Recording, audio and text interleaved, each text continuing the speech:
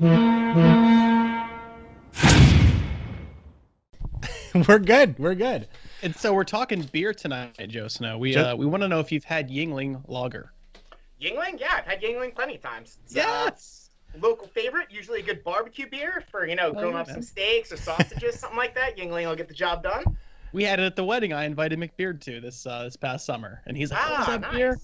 Yeah, we were just talking about it. So many beards in the chat. Joe, where do you hail from in North America? I actually don't think I know the answer to this off the top of my head. I am from New York, so I'm an East Coast guy, born and raised New York. Right I on. live in Long Island, suburb outside the city. Okay. Oh. Well, that's good. So let's get chatting about things. We are on the podcast here, recording live on Twitch, episode 54. Just continuing our 5-faction tour. We wanted to talk about all the factions, and we're running out of time if we want to get all 5 done. Talked to Joe a couple weeks ago. Wanted to get some community members involved in these discussions. Some people that may be considered experts, or at least very familiar and comfortable with the faction. JoeSnow, your choice of the remaining factions that were left was Monsters. So here we have JoeSnow, streamer, one of the best players in North America as well. Welcome. Thanks so much for your time. Thanks for joining the podcast. Tell us about yourself, Joe. Well, first of all, thank you for having me. Very glad to be here on Commander's Horn. Really appreciate the offer.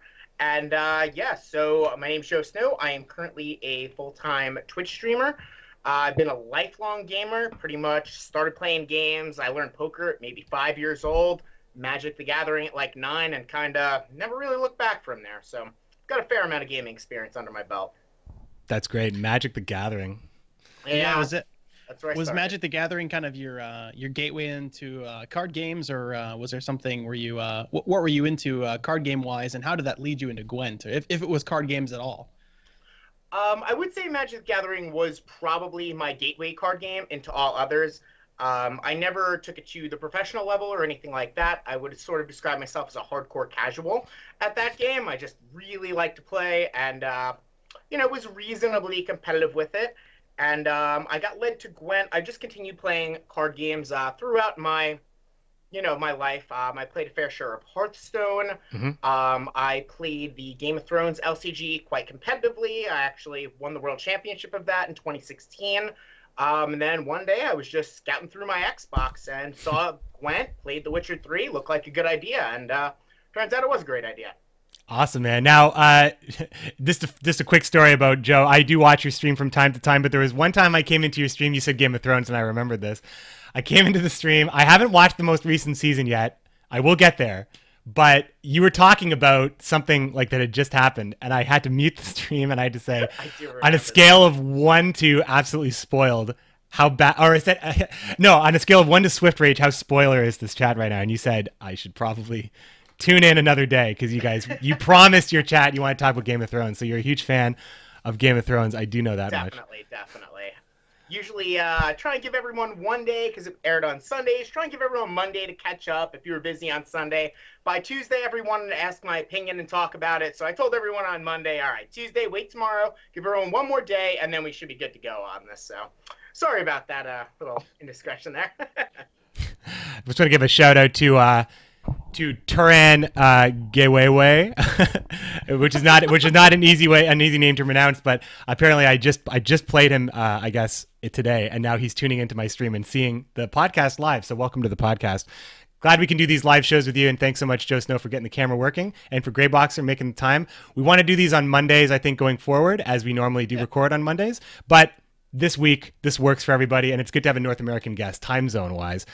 Joe, are you ready to talk about Monsters with us? Why Monsters? Why was that a comfortable choice for you when we approached you about talking about a faction? Well, to be honest, I've probably gotten the most games with Monsters in the last several patches. They sort of just play to my strengths as a player, I think. A lot of, up until very recently, which may or may not have changed, but I'm sure we'll get into that. A lot of the monster decks are sort of mid-rangey value decks, I would describe them as, where you're trying to min-max your value with decision-making over long periods of time due to the weather. There's a lot of interaction, once again, due to the weather, due to some of the removal effects, and it just sort of suited my playstyle as a player. So I've gotten quite a few games under my belt with them. It's the only faction that I've managed to hit #1 worldwide with. So yeah, I just felt most at home talking about the monster cards. Yeah, and last season you were incredibly strong with monsters, and you mentioned that it's like a mid-range. Oh, looks like we lost Grayboxer on the feed here. Uh-oh. Live podcast. Oh, you're back. You're back. He's back. What, did you guys hear me talking at all? You hit. Very little bit. Oh, okay, that was my bad. So what I was saying, Joe, was that last patch you were doing incredibly well, and you made Grandmaster with monsters, and you say that that's sort of it's a good list to interact with your opponents a lot of times with weather and that sort of thing. But when you made Grandmaster last season, you were running a couple of cards I think that were sort of not quite meta yet, like Jotun, and those are ones that move opponents and. I feel like those kind of cards have become really popular as the movement type cards, especially drowners in this patch. So like, what do you think about monsters as a faction going back to when you started, when you found Gwent the first time on the Xbox, until what they've sort of evolved into now? I think monsters may have been a little bit ahead of the curve, I guess you would say, as far as the movement stuff that you were referencing. You had Jotun, or Jotun, properly pronounced, who is much more, who I think was very, very underrated. I had a lot of success using his movement ability with gold cards like Spear Tip and with Vanilla Lacerate. Also, when the Water Hag used to have a Lacerate built in as one of the modalities of it, the additional movement was really powerful. If you recall, Caranthir also had the ability to move 3 different units all in one card, and they were sort of ahead of the curve, and that's been since tuned down a little bit. Right now, Monsters is more in a state where I think they're sort of relying on Woodland Spirit to do a lot of the heavy lifting for the faction as one gigantically insane tempo boost, to the point where the most popular decks are just reusing it over and over again, and even playing Royal Decree to make sure that they have consistent access to it, and then relying on carryover. The carryover was the way I was winning the large majority of my games this season on the pro ladder. Many times my strategy would be to win round 1, force them out with Woodland, and then just push my opponent down to 1 or 2 cards in hand, build up a significant carryover force with Ekimaras and Neckers, so that with less cards in our hands, the relative percentage of points coming from my carryover is very high, whereas carryovers are a little bit less valuable if we have, say, 4 or 5 cards left in our hand. When your opponent only has 1 to 2 cards left in their hand, carrying over something in the order of 12 to 20 points is very significant. That's a great answer, and I think you're right about the Woodland Spirit being replayed a lot. We saw that in Gwent Slam most recently. We saw, Renew is in, I think, almost every Dagon deck, just because playing Woodland Spirit, no matter what you're running, is very, very strong right now. And I'm with you on that. That was a really great answer. Thank you. So continuing the conversation about monsters, we will talk about the state of monsters, I think, leader by leader, but I want to just go over the new cards with you because, there's a lot to talk about. It's tough to fit them all into one episode. So we're doing this right now with monsters.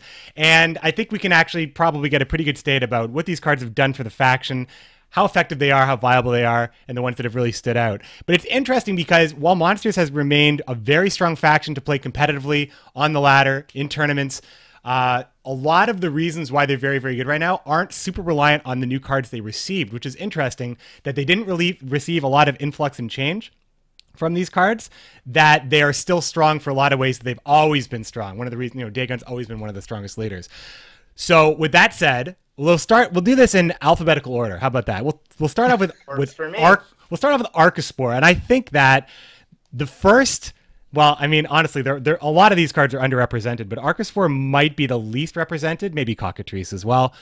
Archospore, 5 strength, agile unit that jumps around to a different row each round, damages a unit by 1 with each jump, and resets itself with each jump as well. Kind of slow, does have a Death Wish, can work in Death Wish variants, can be pulled from Shadow. Joe, what do you think about Archospore?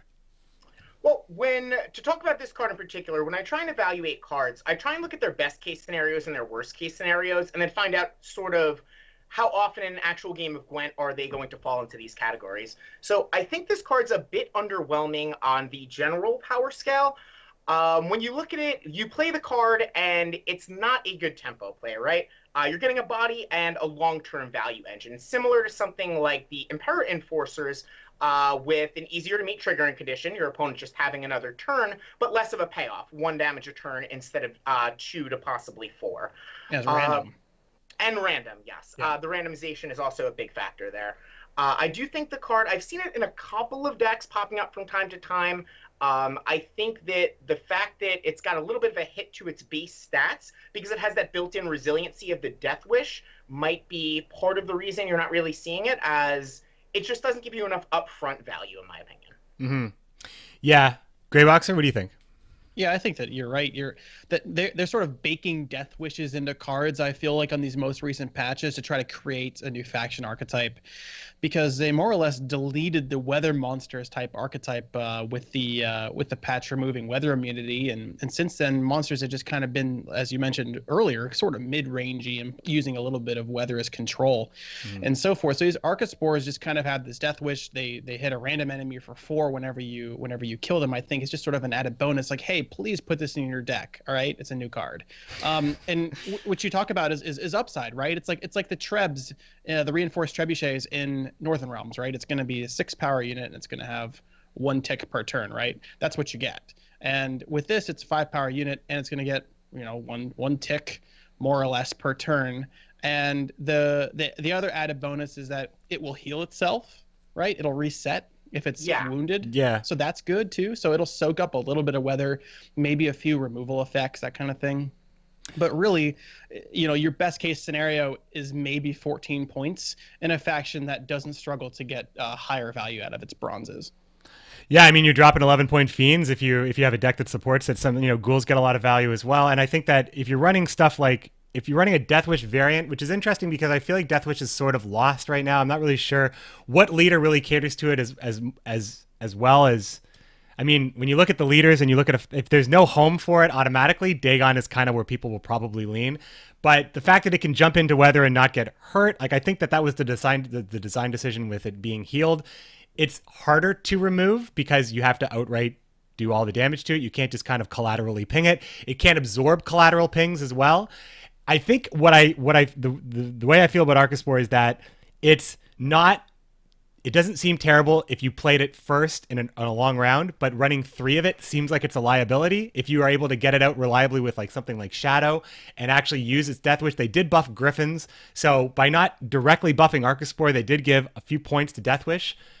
And I think that I was surprised when this card didn't get any points, but it also was very telling as to where the developers see this card because they see the play rates. I've seen the play rates and that I haven't really seen very many Archospores outside of maybe like 1 ladder game in the last 50 or 100. Yeah. So I think that the fact that they didn't give that card any love at all with its play rate is that they see something scary in that card that maybe we're not seeing. And the Griffin was a tempered approach to buffing Death Wish. So I guess that's kind of how I feel Archospore maybe needs some love. Maybe it's too scary. But let's talk about Cockatrice. Now, this is another heavily underrepresented card. And I think that when this card was revealed early, people thought this card could be legit. When they found out that it procs on both Harpy Eggs, maybe it could be legit. Maybe it's Monsters Emperor Brigade.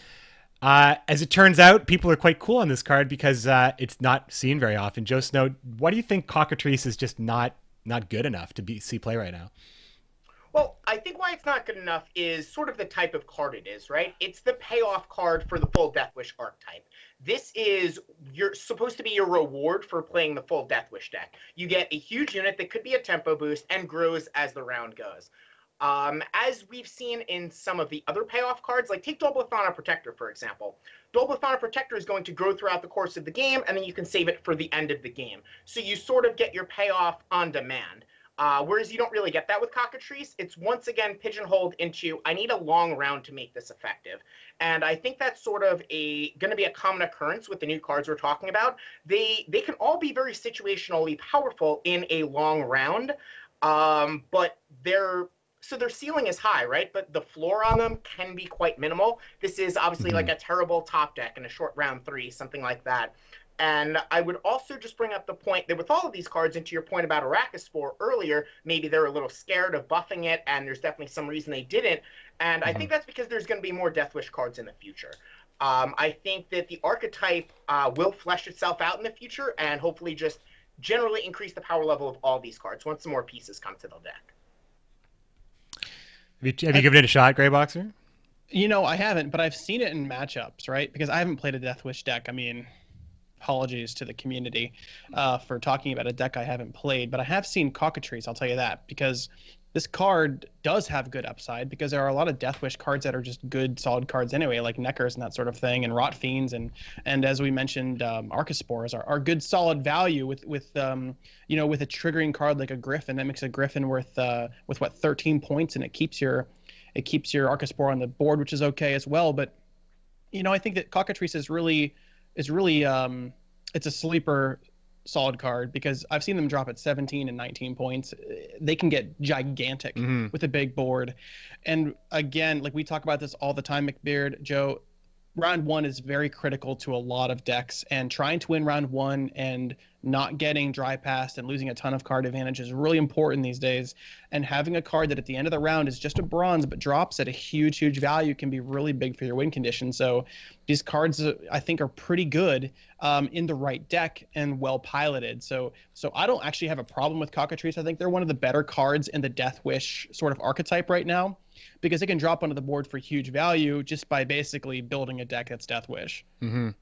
Yeah, I think that you're talking about great value cards for round one, but JoeSnow's talking about bad top decks in round three, and I think that you do have to make, like, there are situations where it's a liability to draw these cards in round three. So much like Archospore, it's a card that you can see why it would be very strong in a deck built around it, but you can also worry that you just can't get that card. So running a 3 of means that you could top deck it, or you could get it late and you may not like that. Running 1 of means you might not see it, so you can't really rely on it too much.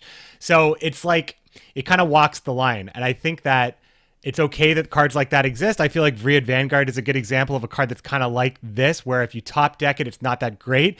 But in Mulligan, at least it has use where you can control when you see it, and you also can Mulligan, and you get a bonus from it as well. So I feel like Cockatrice just standalone, the interaction with Death Wish right now maybe makes it a bit too binary on when you'd want to see it, when it can really help you, or when it's not that good. Maybe it's a 2 of. I haven't seen any really strong Death Wish lists. I know there's a couple of people that are running them right now, like Flake, and not really sure if he's running 2 or 3 Cockatrice or any, honestly. I think maybe it's absent in one of his lists, but Cockatrice is, you know, it's just a card that you can see a home for it, but without a leader that's really dedicated to Death Wish. Maybe either it's not getting experimented with enough, or for all the reasons we discussed, why it's just not a better choice than maybe something else if you're really trying to push. But if you're building a deck around Death Wish, it's good, right?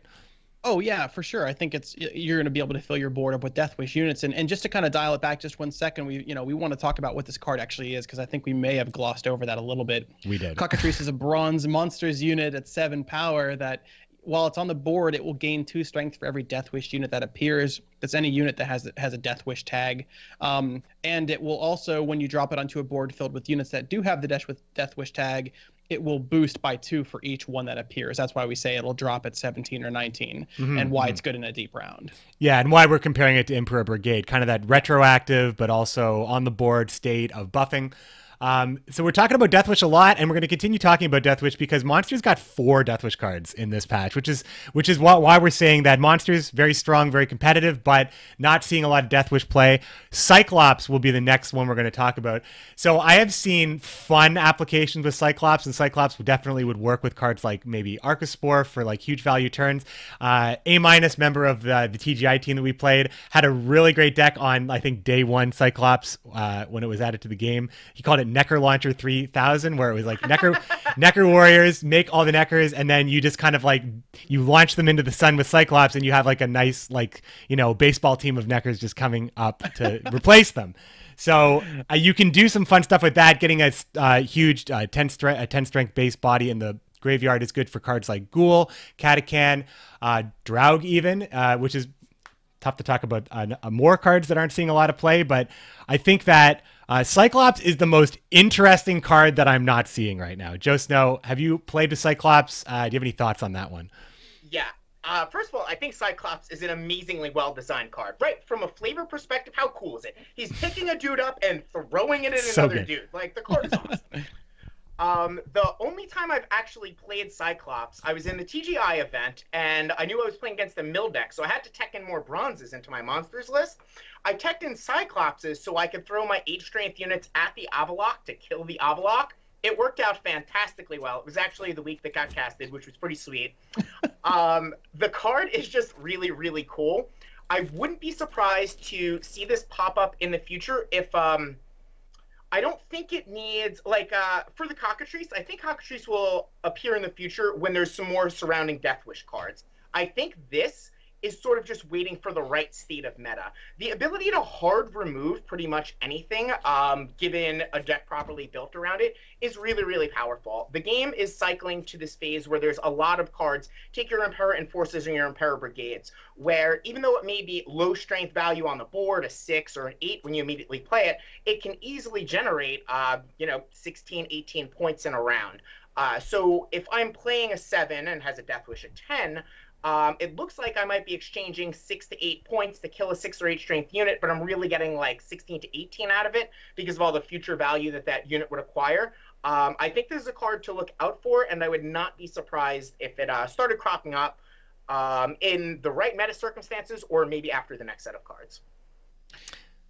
Yeah, I think you're right. I think this is a really high value card, right? Because it strengthens itself by 3. It's 7 strength, the Siege Row Bronze Monsters unit, Cyclops, one of the new Death Wish archetype units that strengthens itself by 4 when you destroy an ally and then damage it by the destroyed ally's power. So using it as a Necker launcher is perfect, right? You kill the Necker, another one comes out of your deck, and then you damage an opposing unit by that power, which is really cool. And then it strengthens itself, so it's at least like 10 strength. So this is like your ticket to value town with Death Wish, and that's sort of what I think maybe the power of this card is also sort of its weakness, right? Where like if you're playing like a mid-rangey, or at least I guess with Death Wish, it's a higher range deck where you're using bigger units to throw Neckers, and you're using big sort of vanilla strength units like Cockatrice and that sort of thing, and you're just building up a lot of strength on your board. Well, the problem is with the rise of a lot of like control effects like Marigolds and Scorch and that sort of thing being more popular as bronze values go up, we're seeing that basically, I think, push the Death Wish archetype down more, because these huge giant Cyclops, which get you great value, are getting killed a lot, or maybe you don't even have the opposing unit to hit that's so big. So while I really think this card is really strong and it works great with the Death Wish archetype, I think that it does suffer from the general problems that maybe Death Wish is suffering from right now. And that's just the fact that it's sort of a high-powered bronze unit deck that doesn't have giant finishers and doesn't have much carryover. I mean, there's not a lot you can do with it other than go to Value Town in one deep round. I think that we will probably see, like, definitely something that will be greatly influenced on an additional Death Wish support, either leader, or just because I feel like it's the one thing that Monsters is trying to do, and they've put a big influx of cards in without a leader to support it. So I think that in the future, when we get to the end of October and we get to the end of the Pro Ladder season, we see some new cards come in, Cyclops could get some love in additional Death Wish cards. But you know, you can do some really fun stuff with this card, and I think that people play with it if they want to experiment with it. While it's not competitive right now, it just takes the right person to maybe make a deck that works, because I think that Gwent's in a great state right now where it's in a lot of cases you just have value cards, and Cyclops is a card that can offer you value and can offer you kind of retroactive carryover in that it works very well with Ghouls, which is a card that I've been experimenting a lot lately. Today I played a lot of Ghoul-based consume monsters today, and I think that it's not bad, but I didn't play with Cyclops, so I'm gonna have to check that out. Last Death Wish card we're going to talk about is probably the card that I thought was going to be the most popular of the 5 additional cards, and it may be, but I think it's Longship that is. But we'll talk about Rot Fiend. Rot Fiend is a let's get that on the screen though. But it is an 8 strength agile unit that that has a Death Wish, damage all units on the opposite row by 2. So it's got a strong body. It has a lot of application with Griffins, which are a 9 strength unit as well. And in a meta, we're coming out of a meta where Hailstorm was king, and we're in a meta where Hailstorm is still decent, and row stacking still happens. And you know, we're seeing a lot of people get away with getting punished with row stacking. So Rot Fiend, you'd think, would be a card that's very strong, but again, not really seeing a lot of it. Joe, have you seen any decks that are running Rot Fiend lately? I've seen a couple. I have not seen a ton of them, and to be very honest with you, when I've seen them, they haven't looked super impressive. They sort of de-incentivize you to try and weather down that particular row if they can play units around it, things like that. But one of the reasons I think it's not seeing that much play right now is because the power level of this card is very backloaded, right? Unlike something like the Arachnospore, where you're going to acquire a decent amount of value and you're disincentivizing your opponent from killing it with the additional Death Wish ability, most of the power of this card is going to come from smashing the whole row. You're not getting a lot for your money out of the 8 strength right off the bat. And it's basically, how reliably can I trigger this? And do I have to put cards in my deck specifically to trigger this? Or can I play cards that I was going to play already anyway that allow me to trigger this? Mm-hmm. And I'm not 100% sure that we're there yet. And I think that's the reason I haven't seen a ton of this card. Yeah, it's another value town card that has the downside that it's very dependent on where you place it when it dies, right? And then it's very dependent on whether or not your opponent has stacked units. And with this being an 8 strength card, you don't want to necessarily always try to use something like a Cyclops to kill it and trigger its Death Wish, unless you're gaining more than you're losing, right? Because if you don't have 3 or 4 units on the opposing row, I mean, it's only going to do like between 0 and 4 damage with like 0 to 2 units. So it's not really a very good value there in a card that's meant, I think, to have a lot of high value. So I think that you can use it with Cyclops, and that's probably the best play, to use it kind of like a giant catapult of disgusting monster guts and glory at the same time. Again, it's just a giant value play. And again, you've got to wait till a deep round to get the full value out of that when you see a stacked row. And we're still seeing Marigolds around a lot. We're seeing the rise of Lacerate coming back and being incredibly powerful, especially with some of the ways that we can manipulate the opponent's rows with monsters, especially. So they know to not stack a row against you, so you're not going to get big Rotfiend value. Mm-hmm. And again, in an archetype that is just straight vanilla value town, you're not going to get much out of Rotfiend when you're using everything else to do damage too. I think Rotfiend it's an interesting card in that it's kind of sort of like how Axemen work, where you get the most value when you place it on the row where it's going to matter the most. But like Axemen, at least in my experience, I am not a great Skellige player, but I would say that in my experience, placing the Axemen to get maximum value out of it is sometimes you need to, with Drowners, at least you can build the rows that you need. So it's kind of like the Harpoon and Skellige as well. But sometimes there's like a clunkiness about it, and they're a little vulnerable. Rotfiend starts out at 8, so it's a bit more resilient. But it's tough to play because triggering the Death Wish, if you're playing Griffins, that seems the most straightforward way. You get all the bonus of the Death Wish, and you could get it a second time if you trigger it a second time. But it's clunky to play with stuff like Ekamara or Vran because you're creating a huge unit to, whenever you make a unit, especially like Ekamara or Vran, these are very high priority targets that would love to get like a Peter Sar Gwenlev that just takes care of it. A Scorch can just take care of it, that kind of thing. And you're building a big row and you're putting all of your eggs in that one unit when you do stuff like that.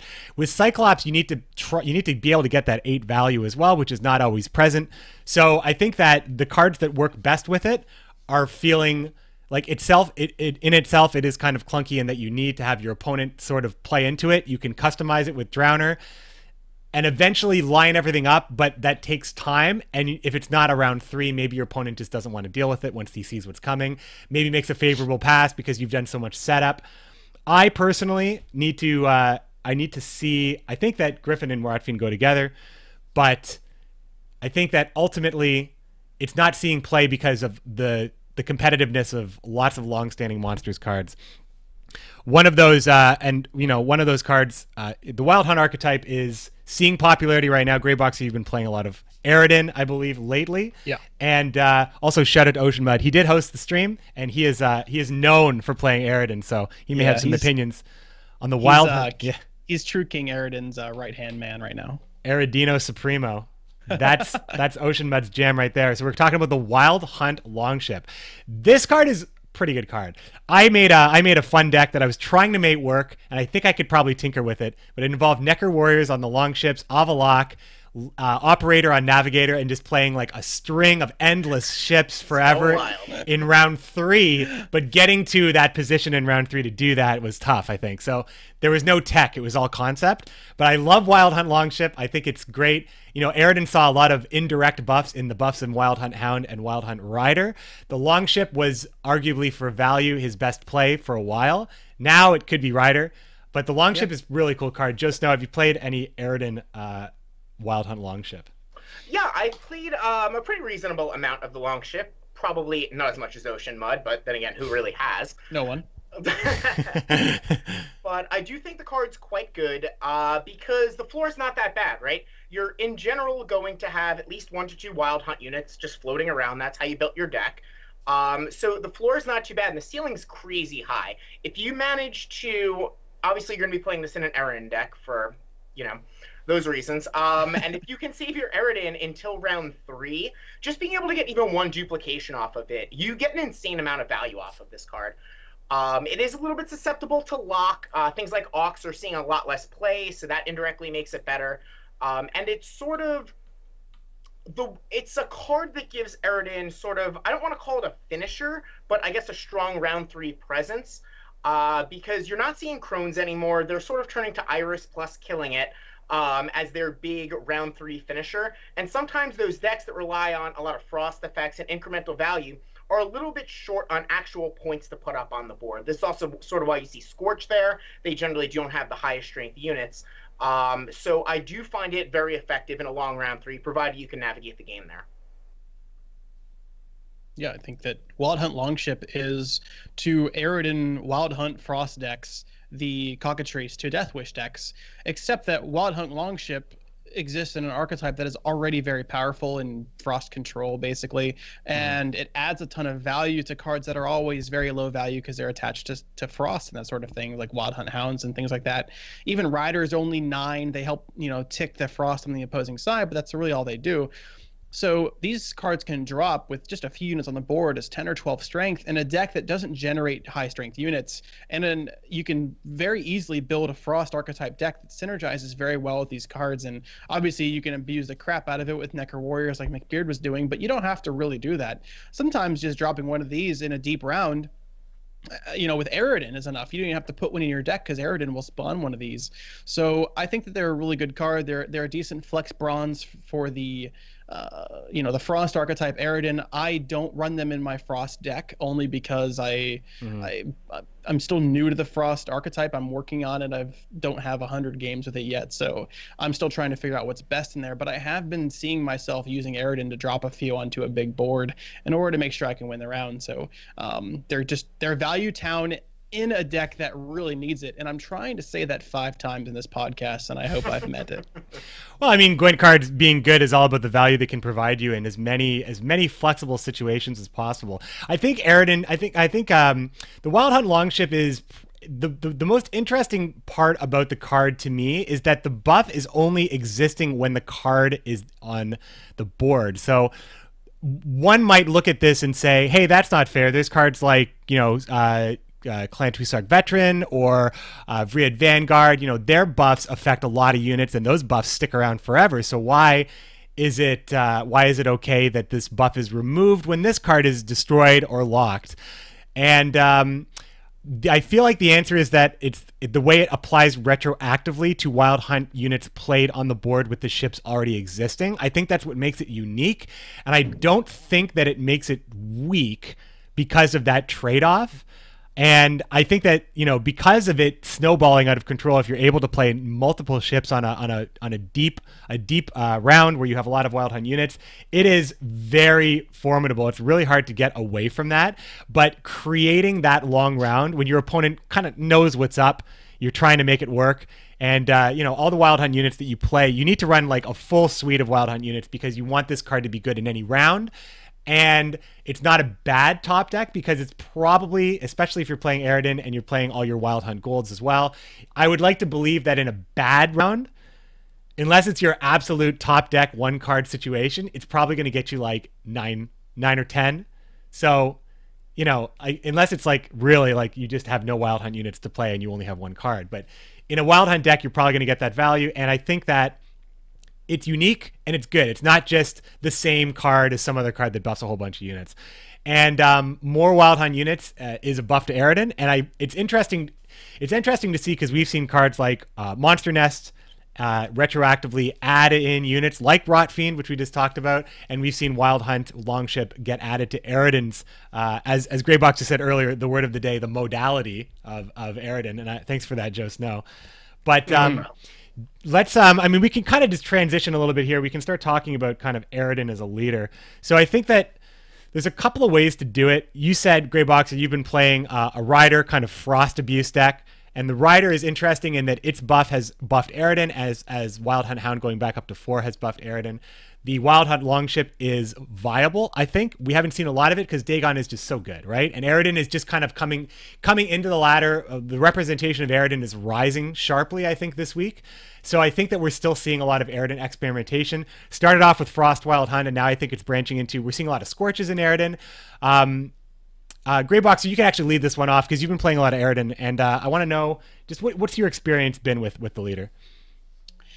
So it's been a learning experience, McBeard, because I haven't played much Eridan at all in Gwent. In fact, I've been mostly a Skellige main and then a Dwarves main throughout that an entire period. And while saying that you're a main in Gwent is kind of RPG-like and that sort of thing, that's just sort of the approach that I've been taking. I've played mostly, Northern Realms, Skellige, and Dwarves. And when I play monsters, which I played a lot in the open beta patch, I played Consume mostly. So, delving into Eridan was sort of completely unknown territory for me, and I'm just sort of playing a Frost deck with Eridan and a couple of key silvers like Scorch and that sort of thing, which you're going to get really good value. And what I'm seeing, McBeard, is that the deck, like any deck that doesn't run Woodland Spirit and Harpies, as far as monsters decks goes, lacks a finisher. So what you need to do is you can use Wild Hunt Riders, which are the 9 strength bronze units that on the opposing row make Frost tick for 3. You can use those cards in a number of ways to give yourself an advantage. So Wild Hunt Riders can really force an opponent to get out of a round because it's going to be very inefficient for them to stay in. They're a 9 value unit all by themselves. In addition to the fact that if you play Iris on the opposing row, which the deck runs, like every monster's deck should run Iris, it's going to proc Iris as soon as you play her, so she's instant tempo. And so, to get a 25 value silver like that in a rather low tempo, sort of low powered Frost deck is really strong. So there's a number of ways you can use sort of a medium round to force your opponent out. And I think that Wild Hunt Riders are really the key to that. And so I played a couple of those and a Navigator, and the deck's pretty efficient. So that's what I like, is I like a deck that's pretty efficient but not too crazy. So I end up decking myself or getting milled by a random Avalok movement player, for example. So what I've noticed is the win condition for this deck is to get them out of the round in round 2, get them into a dry pass, and I know that's super boring to dry pass, but if you can get a medium range round 3, and if they don't have a few clears, because really you've only got 4 sources of Frost in the deck, they're not going to be able to win a medium-sized round, I don't think, most of the time. So it's been fun, and it's been a really new way for me to play. So I recommend Eridan to everyone. Joe, do you recommend Eridan to everyone? I would. It's actually the #1 go-to deck that I recommend when I get the question. I'm a low-budget player, just starting out, don't want to dump a ton of money into the game. Where should I start? And I usually recommend Eridan because a lot of the power level is in the bronzes. The leader is great and flexible, and I think it could teach a newer player a lot about the fundamentals of the game. I think Eridan's awesome. The experience I've been having with it is much like Greyboxers. I've been playing very similar decks. I haven't been using the long ships recently. I've been more relying on Drowners. I'm actually curious, Greybox, were you using Drowners in your list as well? Drowners are amazing in this They're list. so good. You can stack for Lacerate. You can stack for a number of different benefits, and they're 11 strength if you have Weather on the board, which you should. And you do, yeah. That's where I've been having the most success. Just trying to eke out value. To another one of your points, you were talking about there only being 4 Frost in the deck. I have liked the inclusion of White Frost as an additional source of Frost so that I can sort of use my Frost more frivolously, because I too like the boring dry pass round 2, get to a medium to long round 3, let's try and just kill him with Frost. And being able to use 2 to even 3 of my Frost, usually through a Weather Clear in the first round to really push the opponent out, I felt was getting me more and more to that favorable situation. But if I didn't have a Frost as sort of the payoff for my plan going correctly, then it wasn't really working out. So I found the versions with the right White Frost to be a little bit more consistent, I guess, just more of the same type of deal. But yeah, I've been loving Drowners, loving Iris. She surprised me just how good she was. I was a little skeptical, played like 2 games with her, and I was like, oh, I guess I was wrong. All right, she's great. Yeah, Iris is very, very highly represented right now in Nilfgaard Spies. Generally, is where I think we're seeing the most Iris, but I'm starting to see you're seeing Iris crop up in any deck that can kind of get away with killing her. And with the Wild Hunt Rider, you can kill her with no interactivity from your opponent. Your opponent can't really stop it. Just drop her in. If she's the lowest unit, she's toast. And then that's it. So I think that, she's kind of like a pseudo Commander's Horn that doesn't require a row stack. Seems pretty good when row stacking is punishable right now very highly with stuff like Hailstorm. So it's really good. I think that Aridin has been, you guys know I love Aridin. I got my pop figure right here, Hey, I got one too. We do love Aridin. You can see the Aridin statue possibly in Greybox's background. He is, he's a character we like, but and I've played a lot of. Aridin has seen so many different permutations, but his basically Wild Hunt Commander role right now is great, and there are options because of now they're adding more and more Wild Hunt units. So I think that my favorite way to play him right now. I tried a deck out. I only got a chance to get a couple games in. One of the top decks on GWENT right now is called Era Thin. It's all about thinning with Aridin. It's running Scorch. Scorch is popping up in Aridin lists here and there. It's not super clear because you can get in a situation where you are someone who has a lot of points on the board that can be scorched. But I think we're talking about, you said frivolous use of Frost. I think that being able to use Scorch liberally or frivolously in a deck like that in an early round to take it and then start punishing in your mid to long rounds where you can actually apply a bunch of weather, force your opponent to react constantly, and you just have like a showering of Frost.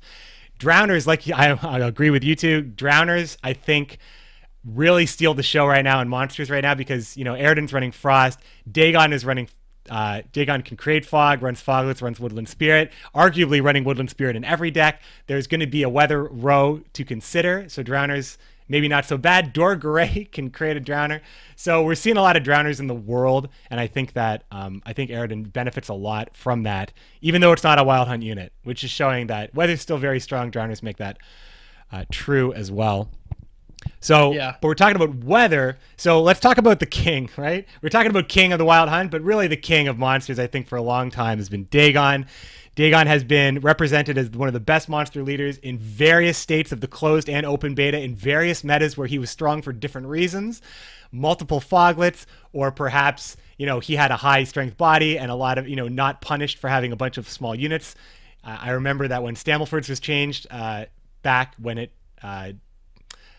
you know what? I'm maybe forgetting the change. I just remember there was a patch where everything that would have affected Dagon was removed from the game, and Dagon just reigned. I think it was the Savage Bear nerf patch. I think that was right around the time where it's like Dagon just could play a whole bunch of stuff. Triss Butterfly spell was huge. We're seeing Becker's Twisted Mirror competitively here and there. He's able to produce lots of little tiny units. The weather is not as impressive as it was because it's really just the one Foglet play right now. Woodland Spirit, Harpies and Vrans and Eggs, and kind of a consume weather hybrid. But there is a lot of way to play Dagon right now.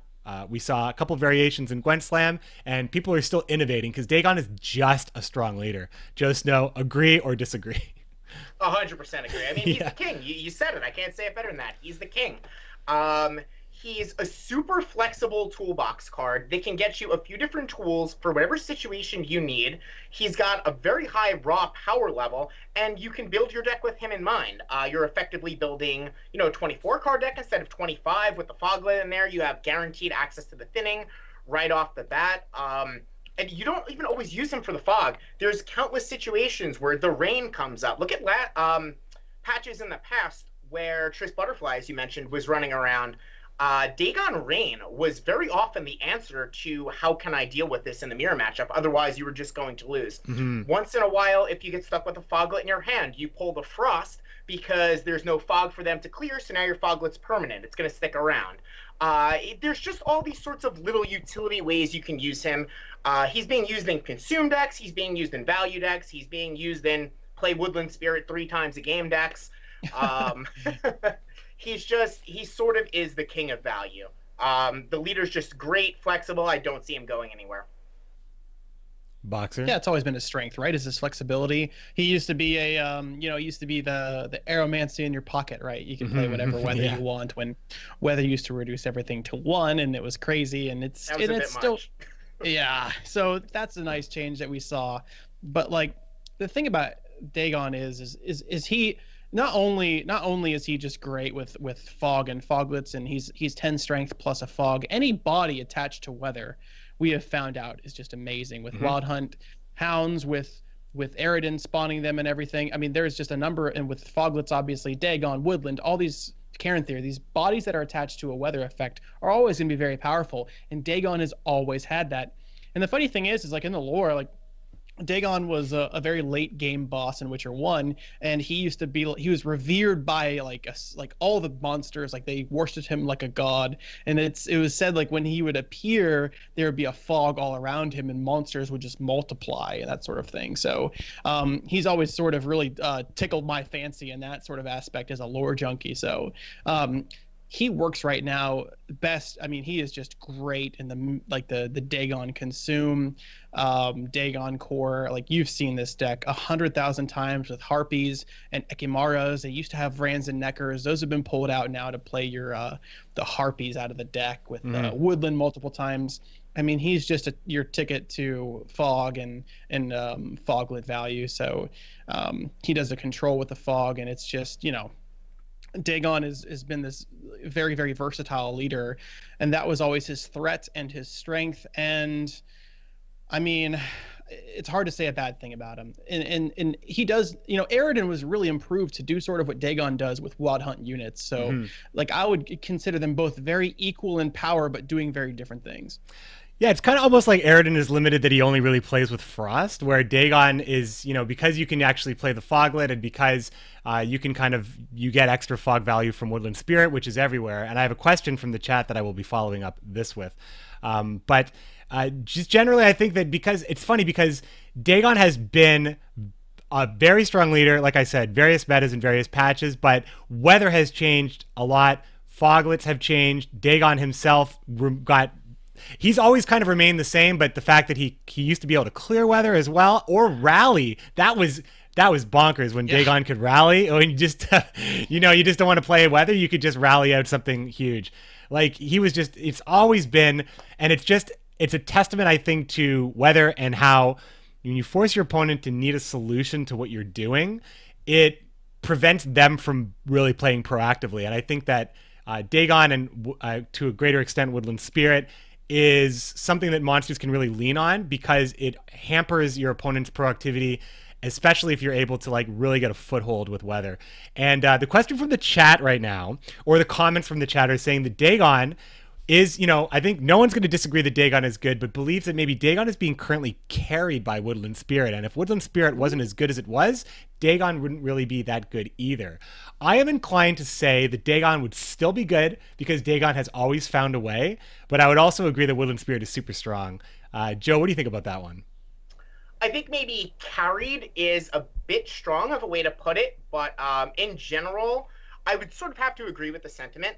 I think that Dagon's power as a leader, he would still find a way to succeed and be a fine tournament choice. But Woodland Spirit right now is just so powerful that the entirety of the deck is being built around it, right? You're now seeing triple Harpy inclusions. You're also seeing Necker Warriors put more Harpies back into the deck. You're seeing a 4 gold package based completely around Woodland Spirit, with Royal Decree to find it, the Woodland itself, Renew to do it all over again, Yen to do right afterwards. The entirety of the deck is sort of based around it. So in that way, I guess you could say it's carrying it, but if Woodland was a little bit less strong, for example, I just think the decks would be built slightly differently and be overall a bit less powerful. But yeah, I don't know. I'm kind of 50-50 on that one, to be honest, long story short. Yeah, I can see that. I think that, Woodland Spirit can carry a faction, and Dagon's relationship to Woodland Spirit is just that he happens to work with Foglets the same as Dagon does. Or sorry, Dagon works the same with Foglets as Woodland does. So therefore, it's valuable to do each. But again, I think attaching a body to weather is always going to be strong, which is why I think Dagon's pretty rad. Yep. Dagon's Goodwill and Spirit's good. I think that no one would argue those points, and they are standout cards, I think. And then we have Unseen Elder, who is kind of fitting his namesake in that he is not seen very often. I gave him a shot today, and I tried playing like a big body ghoul based deck that was okay playing Neckers a little earlier and finishing the game off with just really high point bronzes in ghouls. Like I'm running fiends in this deck as well. Crones maybe being a finisher as well. And using Neckers is more of like a very high value thinning tool as opposed to a late game win condition. And it was fun. I don't know if it worked, but it was fun. And then you've got more of a, I mean, if there is such a thing as a standard Unseen Elder list, in that you are running kind of maybe a 25 plus card deck that's focusing on playing the Ericus Behemoth, which is absolutely an Unseen Elder card, although you see it in Dagon here and there, because Consume can be, it's a good hybrid card as well. And people are scared of it. People really, really hate seeing Behemoth. They want to get rid of that card all the time. And I think that, it's definitely an Unseen Elder card. You get a lot of value. I think that my current feelings on Unseen Elder is that you want to always maximize his value, because on paper, if you have nothing that actually benefits from the Consume at the time, he's 5 points. If you have one Behemoth on the board, well, now it gets a little bit better, but it's still not the greatest thing. You want to have like 2, then it gets really good. Maybe a Necker on board as well. Now it gets really good, but your opponent sees that coming a mile away. Elder can end up being a big body that's scorchable, igniable. You have to be really careful with what you consume. You're using him really for 3 triggers on Neckers, but I think that you absolutely have to include some bronze cards. Unlike Dagon or Eridan, where you can build kind of a lot of different variations around it, there are some cards that you just can't live without with Elder. And the fact that his value from a leader standpoint, when you look at stuff like Herald or Radovid, Dagon, Eridan, like we're talking about 15 plus points, 14, sorry, I said Radovid, so 14 plus points. In a single leader play, Elder doesn't really give you that, and he's maybe slow is maybe the word I would use. I don't know, Joe, do you agree or disagree on Elder's state? I completely agree. I think you sort of hit the nail on the head right there. You're investing a lot into a vulnerable body. I think you need pretty much 2 ways to benefit, 2 on-board ways to benefit from his consumption to really make him worthwhile. And then you are sort of getting the fragile, scorchable body, things like that. There's an increase in... No, actually, that doesn't work. But yeah, the scorchable thing is still a thing. And one of the main problems with it is, in the decks you would want to have Unseen Elder as your leader, it's not like you're not going to be playing Grand Warriors and stuff. And your bronzes are sort of doing a lot of the work of the leader for you. I guess he can fill in those hands where you don't have Rands, but then you're sort of reliant on drawing the correct mix of Deathwish cards, like the Harpies and their eggs, and ways to enable it. So I think that's why he hasn't found that great of a home yet. I think the bronzes between Ekimars and Brand Warrior are just sort of doing his job, but better at a lower opportunity cost right now.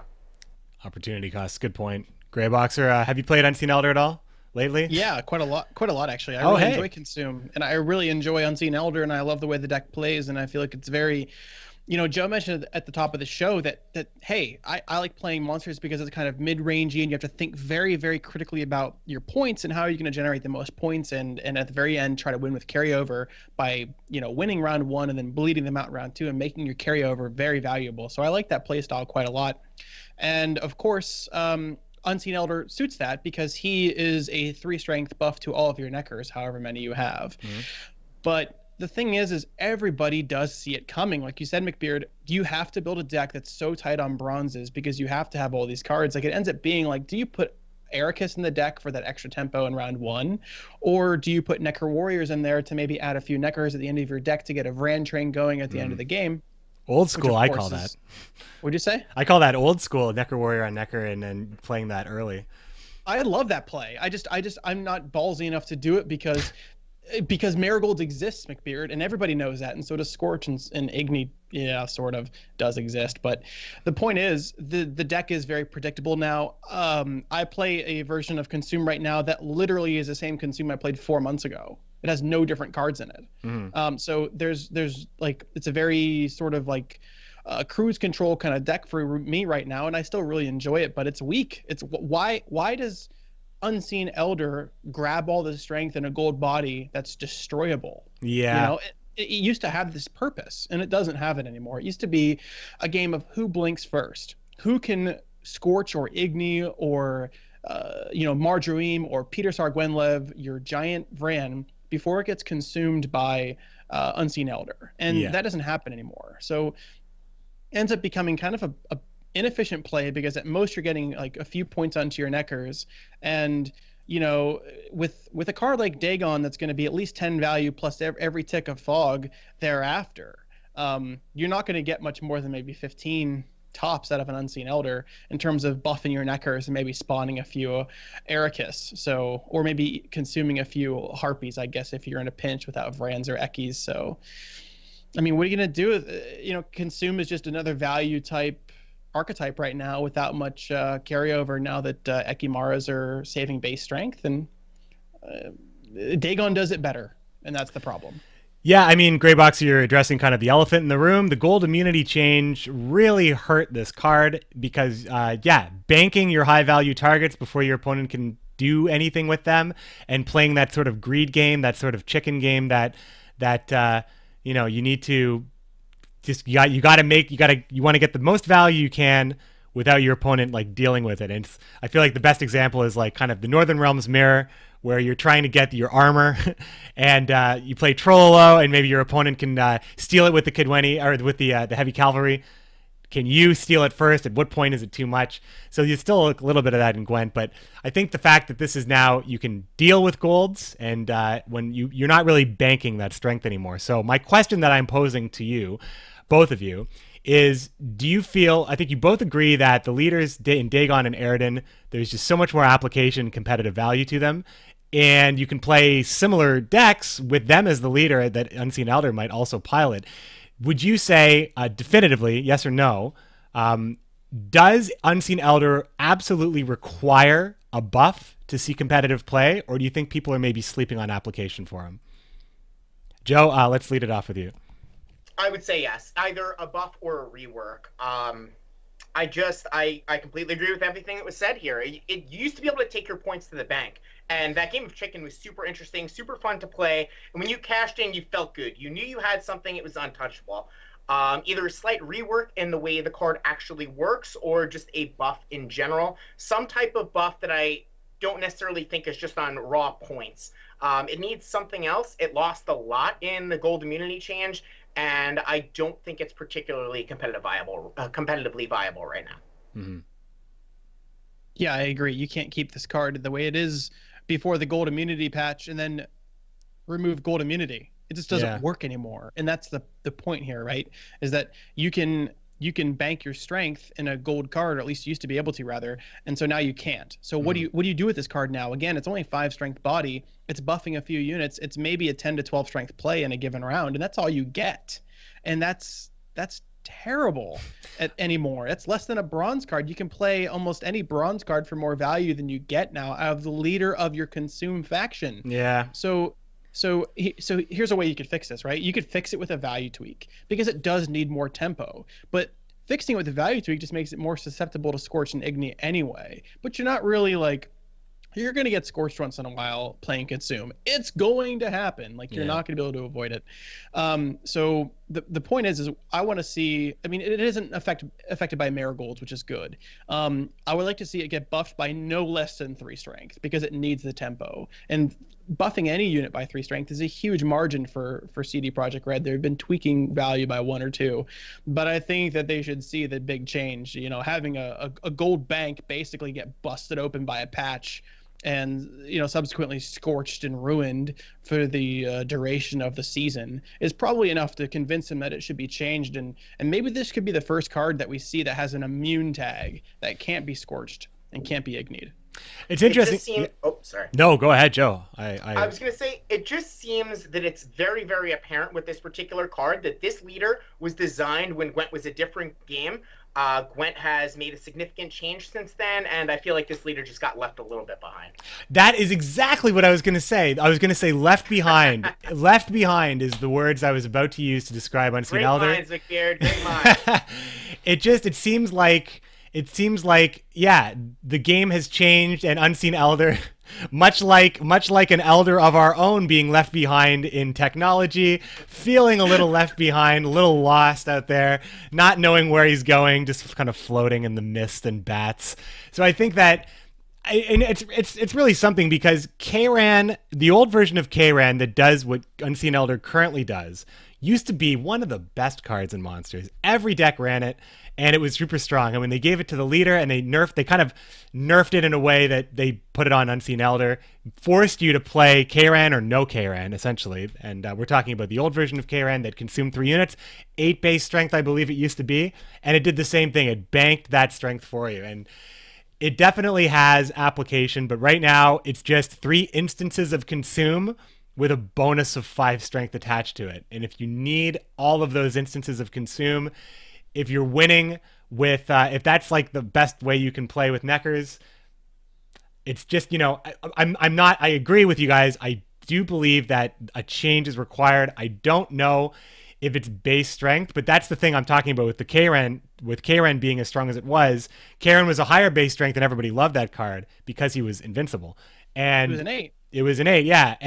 But now that effect, with the gold immunity change, the Kayran of old would be suffering in the same way. You probably just wouldn't play that card. With Unseen Elder, if you want to play Elder, it's so weird. If you want to play Elder, you're forced to play Elder. Is the sentence that I was building in my head that doesn't necessarily make sense, but you're not forced to play Elder. You can just play Dagon and just forego those extra instances of consume and arguably get a lot back. So a change, I think, just a modernization of maybe what this card was good at doing, and that's protection.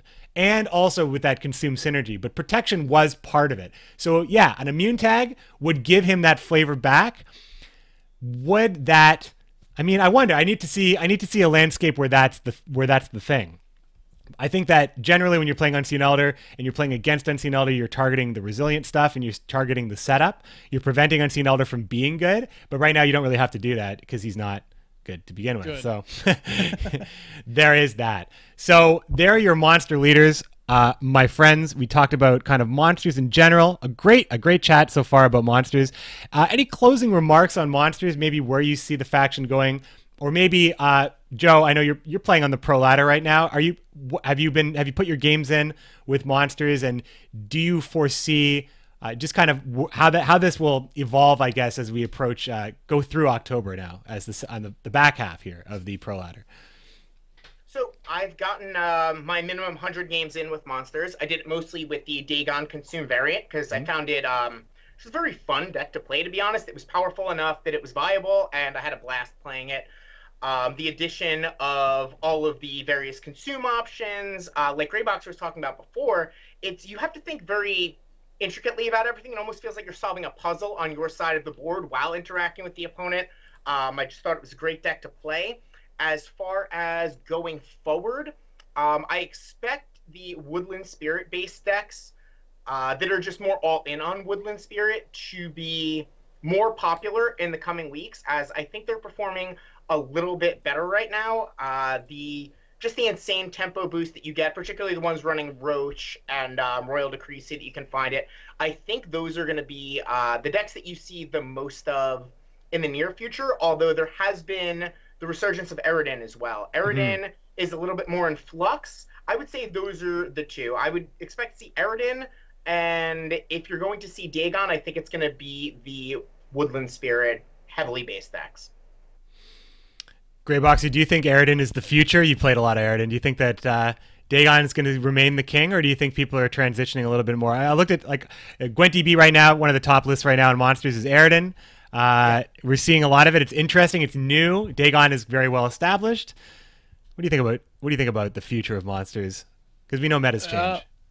Well, I mean, Eridan puts puts down a couple of pretty solid decks. You know, like you can play Eridan against basically any Nilfgaard deck, and it's going to lose. Eridan's also pretty good in the other monsters matchups, and it doesn't do great against Northern Realms, especially with any kind of armor going on. But that's just the way it is and the way it's always been. I think that Eridan has the toolkit and the power to be better than Dagon as a leader. The question is do the supporting pieces have the ability to carry the Eridan lists like the supporting pieces of Dagon, which have been myriad? I mean, again, the the hybrid Dagon Consume, the full-on control Dagon. These kind of decks exist and are very strong with Dagon as a leader, but they do sort of lean on Woodland.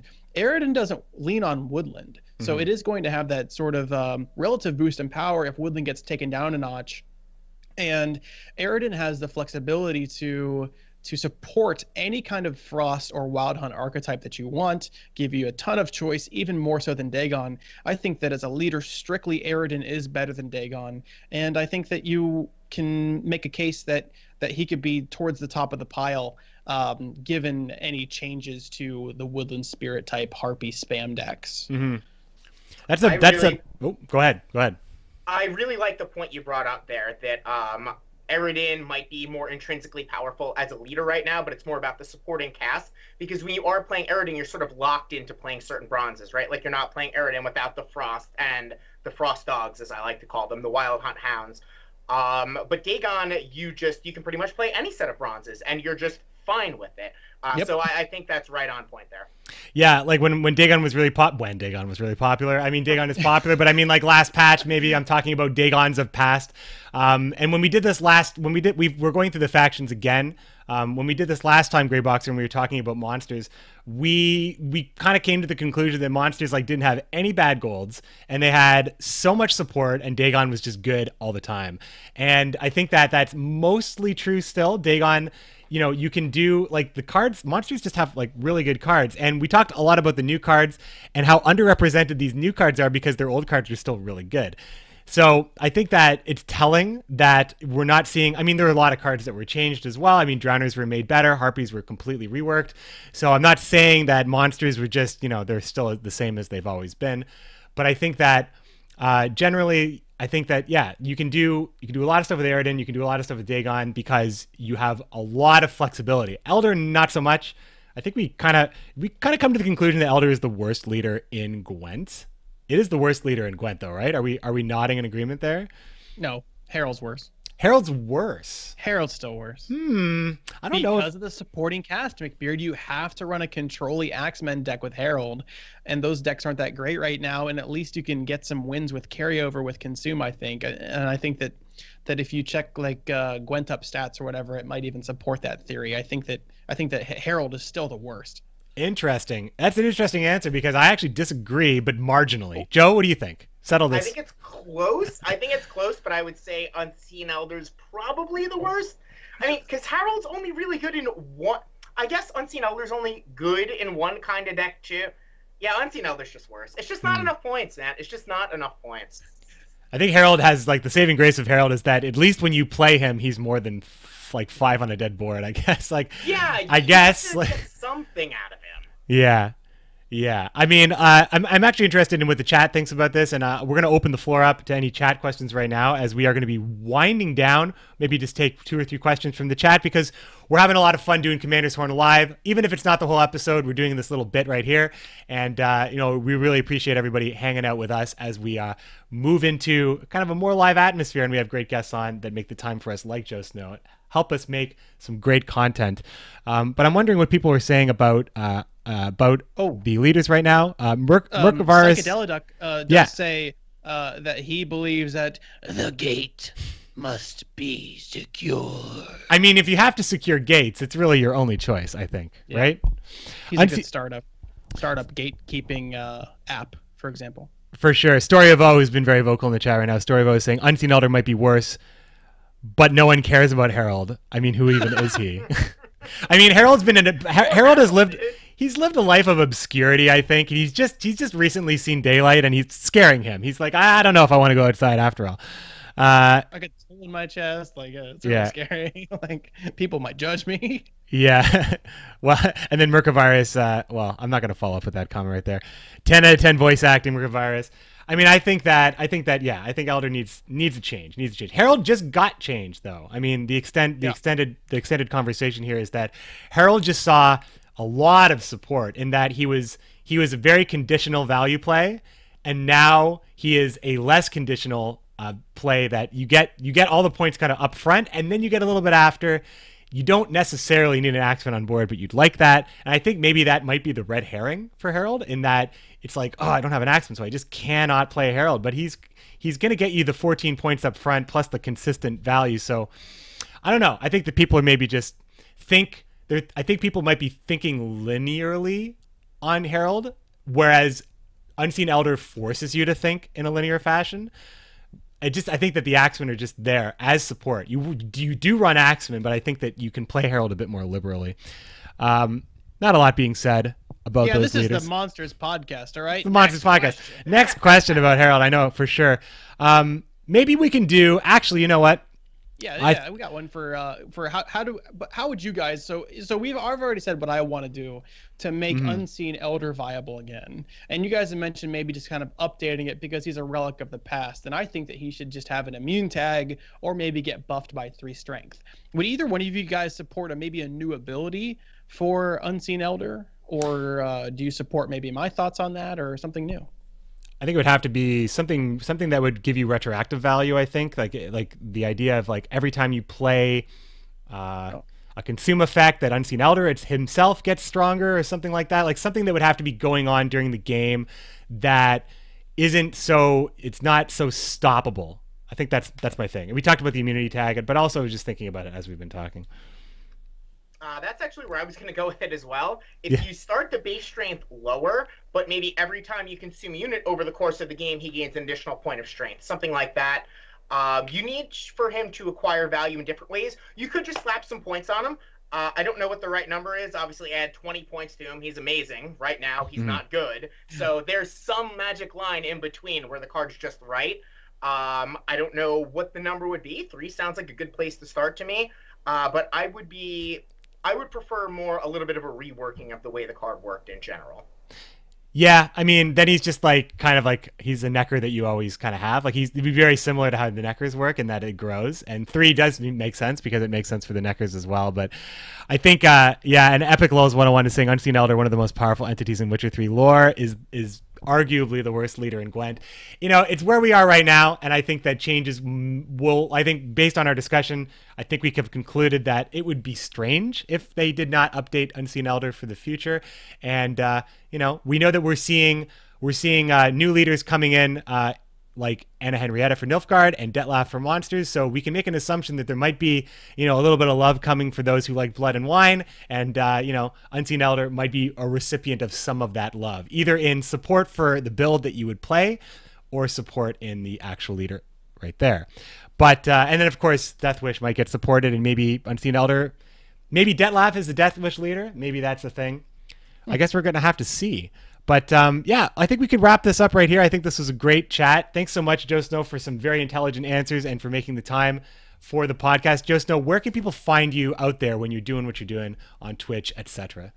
Well, Grey Boxer and Beard, thank you guys so much for having me. Had a blast. Really appreciated it. And if you'd like to find some of my content, you can find me at www.twitch.tv/JoeSnow. The O in Snow is a 0. My YouTube channel is linked from there. And yeah, hopefully I'll see some of you guys soon. And you're not on Twitter, is that right, JoeSnow? I just made a Twitter. I wouldn't quite call it active yet. We're still working on expanding into that realm. Oh, okay. You'll get there. Well, thanks so much. JoeSnow about Twitter. That's good stuff. Listen, this is an audio podcast, Joe, and while we might be live right now in the Commander's Horn studios, in your mind's eye, for our audio listeners at home who are listening to this podcast, either in the car or wherever they're at, they don't know what the Commander's Horn studios look like. So could you please, for our listeners to Commander's Horn, describe the Commander's Horn studios?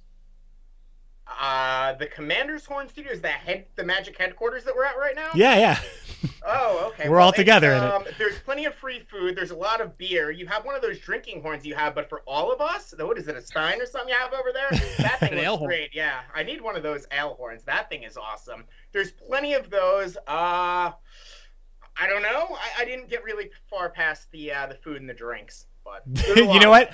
A lot of people that go to parties don't, and sometimes that's the best part about a party. So, I'm glad we could entertain you, Joe, with our free food and finger food and drinks and ale horns. Really appreciate your time, man. Thanks again for coming by, and we'll wrap this up here. Thank you so much. Have a great night, guys.